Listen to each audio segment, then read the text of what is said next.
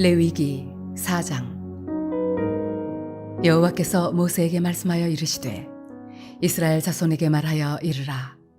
누구든지 여호와의 계명 중 하나라도 그릇 범하였으되 만일 기름 부음을 받은 제사장이 범죄하여 백성의 허물이 되었으면 그가 범한 죄로 말미암아 흠없는 숫송아지로 속죄 제물을 삼아 여호와께 드릴지니 그 숫송아지를 회막문 여호와 앞으로 끌어다가 그 숫송아지의 머리에 안수하고 그것을 여호와 앞에서 잡을 것이요.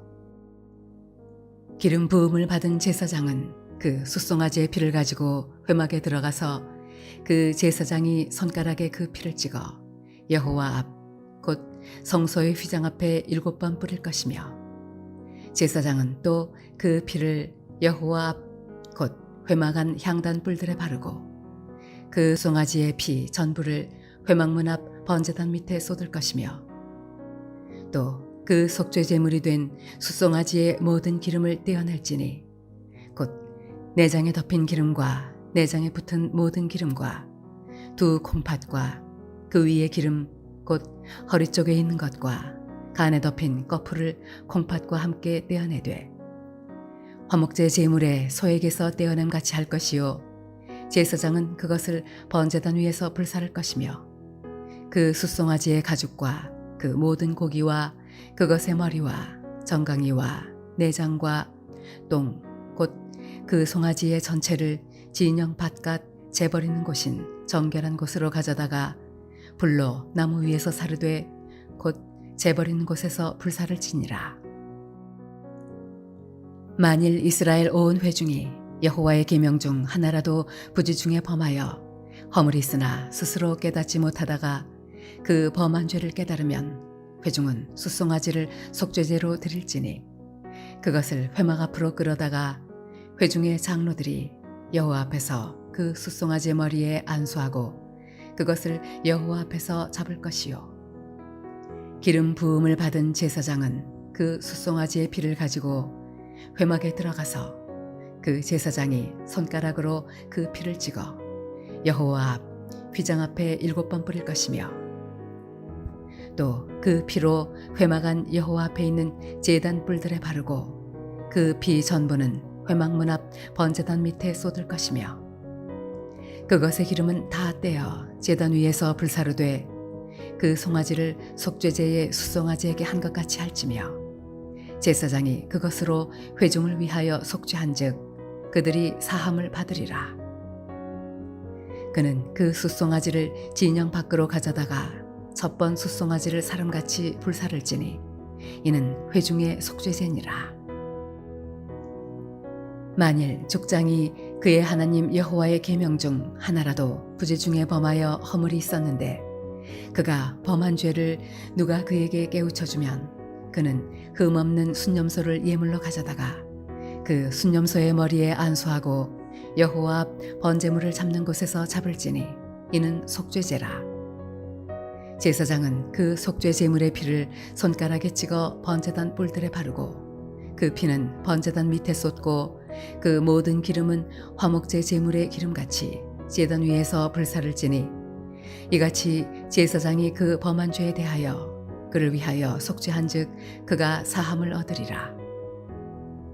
만일 평민의 한 사람이 여호와의 계명 중 하나라도 부지 중에 범하여 허물이 있었는데 그가 범한 죄를 누가 그에게 깨우쳐주면 그는 흠없는 암염소를 끌고 와서 그 범한 죄로 말미암아 그것을 예물로 삼아 그 속죄 제물의 머리에 안수하고 그 제물을 번제물을 잡는 곳에서 잡을 것이요. 제사장은 손가락으로 그 피를 찍어 번제단 뿔들에 바르고 그 피 전부를 제단 밑에 쏟고 그 모든 기름을 화목제물에 기름을 떼어낸 것 같이 떼어내 제단 위에서 불살라 여호와께 향기롭게 할지니 제사장이 그를 위하여 속죄한즉 그가 사함을 받으리라. 그가 만일 어린 양을 속죄제물로 가져오려거든 흠없는 암컷을 끌어다가 그 속죄제 제물의 머리에 안수하고 번제물을 잡는 곳에서 속죄 제물로 잡을 것이요. 제사장은 그 속죄 제물의 피를 손가락으로 찍어 번제단 뿔들에 바르고 그 피는 전부 제단 밑에 쏟고 그 모든 기름을 화목제 어린 양의 기름을 떼낸 것 같이 떼내어 제단 위 여호와의 화제물 위에서 불사를 지니 이같이 제사장이 그가 범한 죄에 대하여 그를 위하여 속죄한즉 그가 사함을 받으리라.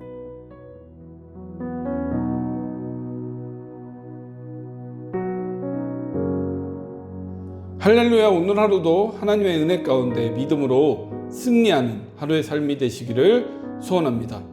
오늘 우리가 읽은 본문 이 레위기 4장의 말씀은 구약의 제사 중 하나인 속죄제에 대한 내용을 다루고 있습니다. 속죄제를 뜻하는 이 히브리어 하타트라고 하는 이 단어는 관역에서 벗어나다, 죄를 짓다, 속죄물을 드리다, 속죄하다 라는 이 말을 뜻하는 하타에 대해서 파생된 단어로서 하나님의 법에서 벗어난 죄로부터 청결과 속죄함을 얻기 위하여 드리는 제사를 뜻하는 그 단어입니다.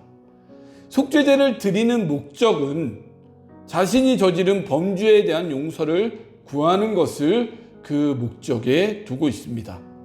이 속죄제는 속건제와 비교할 수 있는데요. 속죄제와 속건제는 죄로부터 속죄함을 얻기 위하여 드리는 제사라는 이 공통점이 있습니다. 또한 반면에 속죄제는 하나님께 범죄한, 즉 율법을 범한 죄, 이것은요 부지 중에 지은 죄로서 그 죄를 깨달았을 때 드리는 것인데요. 배상할 수 없는 범죄에 대한 용서를 구하는 이 제사인 반면에 속건제는 인간에게 범한 죄, 즉 도덕적인 범죄에 대한 배상할 수 있는 범죄에 대한 그 용서를 구하는 제사인 것입니다. 특별히 우리는 이 속죄제의 이런 제사 중에서 이 제사 의식을 조금 더 독특한 그 제사 의식을 우리가 집중해서 한번 살펴볼 수 있는데요. 이 속죄제가 번제나 화목제, 속건제하고 이 다른 것이 있다면 번제나 화목제, 속건제는 제물을 잡아서 제단 사방에 그 뿌립니다. 하지만 이 속죄제는 제사장이나 이스라엘 온 회중이 그 죄를 범할 경우와 또한 족장이나 평민한 사람이 죄를 지을 경우 조금은 이제 다른 방법이 있는데 제사장과 이스라엘 온 회중이 범죄할 경우에는 제사장이 그 손가락에 피를 찍어서 성소의 휘장 앞에 7번을 뿌립니다. 뿌린 다음에 회막, 곧 이 성소 안에 있는 향단의 뿔들의 그 피를 바르게 됩니다. 그런데 족장이나 평민의 한 사람이 죄를 지을 경우에는 제사장이 손가락으로 제물의 피를 찍어서 번제단의 그 뿔들에 바르는 그 의식으로 진행이 됩니다. 우리가 주목하여 볼 것은 이 속죄제의 제사 의식입니다. 다른 제사들은 아까 말씀드렸다시피 제단 사방에 이렇게 이 피를 뿌렸다라고 한다면 이 속죄제의 피뿌림은 성소의 휘장과 성소한 향단에 집중되어 있다라는 것입니다. 뿌리는 것을 넘어서 또한 그 뿔들에 바르는 그 의식까지 진행이 된다라는 것이죠. 이것은 다른 제사들과는 다르게 제사장이 손가락에 피를 찍어서 성소의 휘장 앞에 7번 뿌리고 향단과 번제들 뿔들에 발라야 한다라고 하는 조금은 다른 이런 그 의식으로 진행이 되어진 것이죠. 성소의 휘장 앞에 피를 뿌리는 것과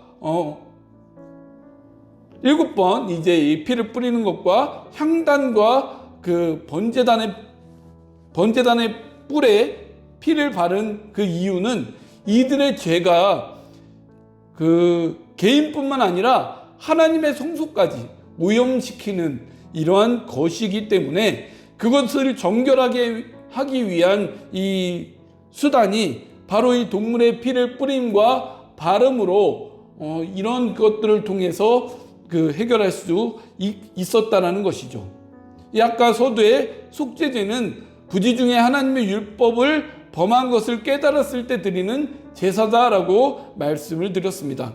즉 이것은 부지중이지만 그들이 하나님의 율법을 범한 죄를 저지른 것이었기 때문에 이것으로 말미암아 하나님의 임재 처소인 성소까지도 더럽혀진 것으로 이것이 의미되어질 수 있고요. 그것으로 말미암아 정결하게 해야만 했던 것이었기 때문에 친히 성소 안에 이 향단의 뿔과 이런 번제단의 뿔에 친히 이 피를 바르는 그런 의식을 거행해야 했다라는 것입니다. 물론 이것이 성소가 더럽혀지는 것이 눈에 보여진다라는 것을 의미하는 것은 아닙니다.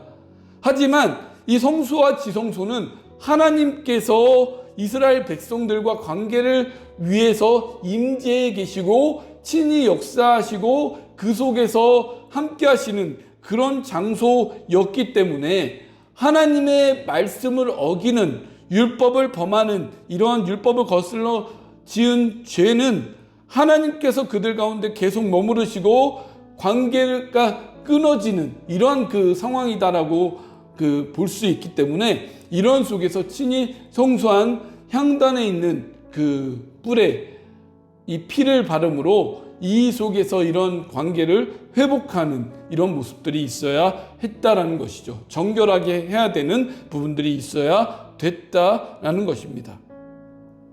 이전 광야의 시대와 구약 시대의 제사 의식을 통해 이러한 속죄제의 문제들 속에서 자신의 하나님 앞에 지은 죄의 문제를 해결해야 했다라고 한다면 오늘날 이러한 모든 죄악, 우리의 속죄제의 이런 의식들은 하나님께서 예수 그리스도를 보내주심으로 단번에 해결해 주셨다라는 것입니다.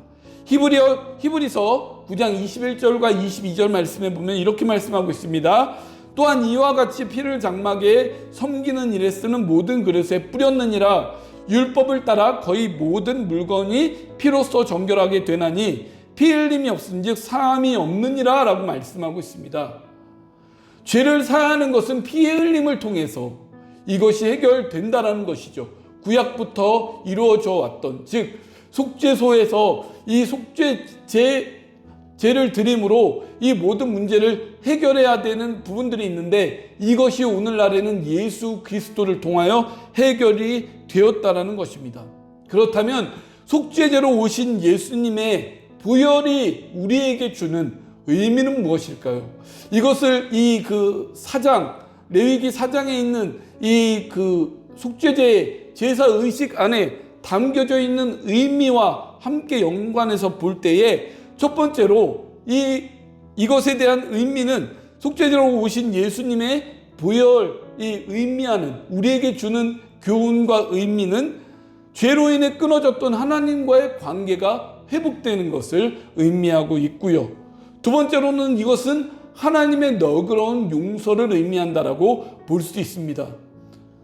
피 뿌린다고 그것이 해결되는 것이 아니지만 이것을 상징적으로 전가함으로 인해서 하나님이 그 생명을 취하심을 통해서 우리의 죄의 문제를 너그럽게 용서해 주신다라고 하는 이 하나님의 긍휼의 너그러운 용서의 마음이 이 가운데 담겨져 있는 것이고요.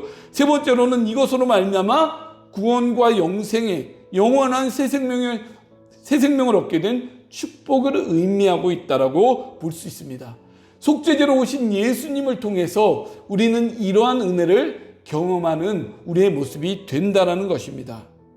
예수님의 피 흘림이 없었다면 우리는 하나님 앞에 정죄를 피할 수 없는 존재가 되었을 것입니다. 우리는 이 시간 우리를 위해 흘리신 예수님의 보혈을 묵상하고 생각하면서 인내함과 거룩함 가운데 믿음으로 승리하며 또한 하나님의 은혜와 축복의 풍성함이 이러한 보혈의 은혜 가운데 충만히 누려지는 오늘 하루의 삶이 되시기를 주님의 이름으로 간절히 축원을 드립니다. 기도하시겠습니다. 하나님의 은혜로 우리 예수 그리스도를 우리의 속죄의 제물로 보내주셔서 그 피 흘리심으로 말미암아 우리의 죄의 문제가 해결되고 하나님과의 관계가 회복되어지고 하나님 앞에 용서함을 받고 또 우리가 구원과 영생의 은혜들을 얻게 된 존재들임을 기억합니다. 하나님 이 은혜를 우리가 생각하면서 오늘 하루도 하나님 안에서 믿음으로 승리하는 삶을 살아가게 하여 주시고, 또한 하나님 아버지 그 안에서 하나님 축복과 은혜의 풍성함을 누리는 우리의 인생의 삶이 될 수 있도록 인도하여 주옵소서. 하나님의 귀한 은혜 감사함을 드리며 이 모든 말씀 우리를 구원하여 주신 예수님의 이름으로 기도하옵나이다. 아멘.